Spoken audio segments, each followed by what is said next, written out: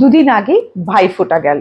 তো বছরে সবসময় নানা রকম কাজের মধ্যে ব্যস্ত থাকি, যার জন্য ভাইয়ের কাছে যাওয়া হয় না। মানে যেখানে আমার ছেলেবেলা কেটেছে, আমার বাড়ি, সেখানে যাওয়া হয় না। এই ভাইফোঁটাতে আমি গিয়েছিলাম আমার আসানসোলে। আমি বরাবর বলি, কেন বলছি এই কথাটা, আমি বরাবরই আয়ুর্বেদের ওপর ভরসা করি। সেটা কোনো রোগের ব্যাপারে আয়ুর্বেদের ওষুধ আপনারা খেতে পারেন, অথবা স্কিনের ক্ষেত্রেও আমি সবসময় বলি কি ন্যাচারাল জিনিসটা সব থেকে ভালো। এই যে আজকে বাড়িতে যাওয়ার পর সেইটা যেন আমার চোখের সামনে আরো বেশি করে ফুটে উঠলো। আমাদের বাড়িটা জাস্ট একটা 5 কাঠা জায়গার উপর। দেখবেন আগেকার দিনে আমরা বলতাম উঠোন, তাই না? লন বা ব্যাকইয়ার্ড, এটা তো পাশ্চাত্য দেশের কথাবার্তা, এগুলো আমাদের বাইরে থেকে এসেছে। কিন্তু আমাদের অরিজিনাল সেটা হচ্ছে উঠোন বা বাগান।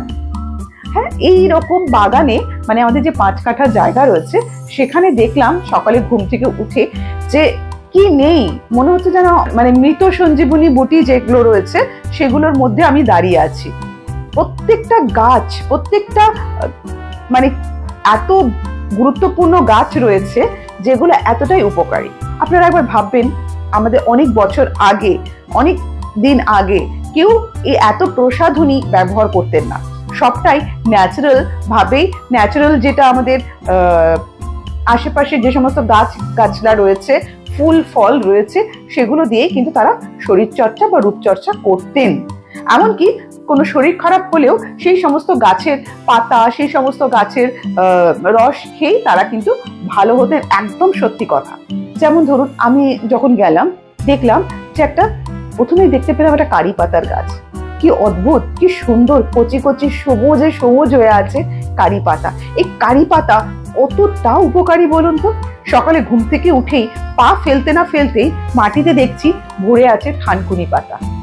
থানকুনি পাতা পেটের সমস্ত রকম সমস্যা, লিভারের সমস্যা থেকে মুক্তি দেয়। যদি ঘুম থেকে উঠেই জাস্ট 2টো থানকুনি পাতা তুলে ধুয়ে যদি খেয়ে নেওয়া যায়, সারা দিনের মানে আমাদের পেটের কোনো প্রবলেম থাকবে না, না বিভিন্ন রকম গ্যাসের ওষুধ আমাদেরকে খেতে হবে। ঠিক সেরকম কারি পাতাও। কিছুটা হাঁটলাম, বাঁ দিকেই দেখছি হয়তো একটা বিচ্ছিরি গন্ধ, বাট অনেকেই জানেন না সেটা হচ্ছে গ্যাঁদাল পাতা।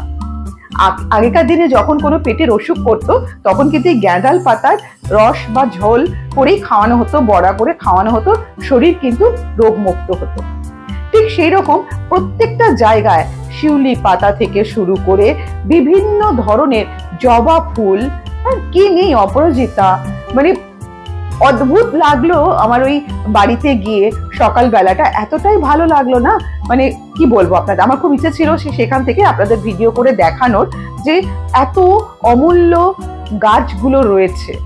যেমন সজনে গাছ, যেটা মরিঙ্গা পাউডার করে আমরা পাগল হয়ে যাই, আর দাম দিয়ে দিয়ে কিনে সেগুলো ব্যবহার করি, কিন্তু যাদের বাড়িতে রয়েছে হেলায় নষ্ট করি। তো যাই হোক, পেঁপে থেকে শুরু করে সমস্ত রকম সেগুলোই হচ্ছে আসল ওষুধ। হ্যাঁ, স্কিন, হেয়ার, এমনকি শরীরের রোগ মুক্ত করার ক্ষেত্রে এই সমস্ত গাছগাছলি আমাদের অত্যন্ত কাজে লাগে। এবারে আসি ভাইফোঁটার প্রসঙ্গে।